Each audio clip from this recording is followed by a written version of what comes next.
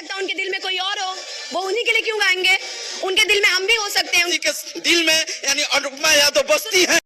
नमस्कार दोस्तों, स्वागत है आपका मेरे चैनल पर। जी हाँ दोस्तों, आपको बता दूं कि कल है जो अनुपमा यादव का इंटरव्यू ले रहा था आरती न्यूज वाला। जी हाँ दोस्तों, जब आरती न्यूज वाला मनीष ने पूछा अनुपमा यादव से कि क्या आपके दिल में बसते हैं पवन सिंह, तो उन्होंने बहुत ही सुंदर जवाब दिया। जी हाँ दोस्तों, आपको बता दूं कि अनुपमा यादव ने कहा कि वो मेरे दिल में ही नहीं बल्कि वो हर एक के दिल में बसते हैं। जी हाँ दोस्तों, उसके बाद और भी उनके तलाक के ऊपर मनीष ने बात किया आरती न्यूज वाले ने, तो उन्होंने बहुत ही सुंदर जवाब दिया। जी हाँ दोस्तों, आपको बता दूं कि अनुपमा यादव का एक बहुत ही सुंदर लोकगीत आ रहा है। जी हाँ दोस्तों, अगर आप मेरे चैनल पर नए हैं तो चैनल को सब्सक्राइब कर देना, लाइक कर देना और इस वीडियो को दोस्तों ज़्यादा से ज़्यादा शेयर कर देना। मिलते हैं अगले वीडियो में, तब तक के लिए जय हिंद दोस्तों।